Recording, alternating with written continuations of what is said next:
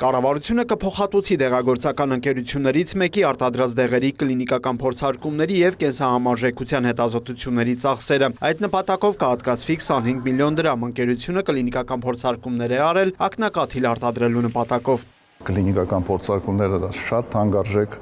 հաճույք է։ 300 մարդկանցից ավելին ներգրաված են կլինիկական փորձարկումների մեջ։ Պետության կողմից գերակա հայտարարված ոլորտը զարգացնելու նպատակով իրականացվում են դեղերի գրանցումների եւ վերագրանցումների, փորձաքննությունների վճարների, կլինիկական փորձարկումների, կենսահամարժեքության հետազոտությունների իրականացման, փոխհատուցման եւ այլ աջակցող ծրագրեր։ Գրանցումների հարցում, սարքավորների ձեռքբերման հարցում, սուբսիդավորման հարցում եւ այլն եւ այլն։ Մենք մի քանի ուղղությունով ենք աշխատում։ Ոլորտը մի քանի ուղղությունով է աշխատում պետության հետ։ Սուբսիդավորումը արտադրողին հնարավորություն է տալիս ավելի մեծ ծավալի ռեսուրսներ ուղղել իր ապրանքի տեսական ու ընդլայնմանը, ավելացնելով նաև տեղական արտադրանքի մասնաբաժինը ներքին շուկայում։ Տարեկան դեղագործության ոլորտը մոտ 15-ից 20% ավելացնում է իր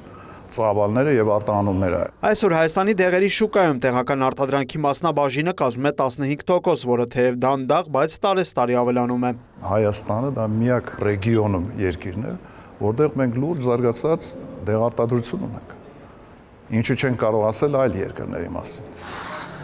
Արտադրանքի տեսականին շատ լայն է։ Գրանցված 17 դեղարտադրող ընկերություններից ակտիվ գործում է 8-ը, արտահանվում է Հայաստանում արտադրված դեղերի կեսից ավելին։ Մեր արտադրանքը գնում է Եվրասիա, Կենտրոնական Ասիա, Միջին Արևելք եւ վերջերս մենք արդեն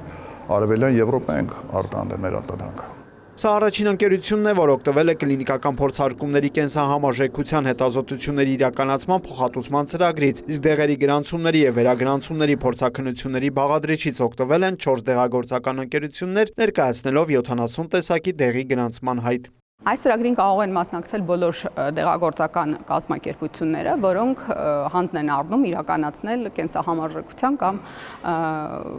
կլինիկական փորձարկումների հետազոտություններ։ Կառավարությունը դեղագործական արդյունաբերության զարգացման հանգամյա ծրագիրն ընդունել է 2023 թվականին։ Աջակցության ծրագրերը նպաստել են ոլորտի զարգացմանը, նշում է վարչության պետը։ Ոլորտում ներգրաված աշխատողների աշխատավարձը միջինում ավելացել է 40%-ով,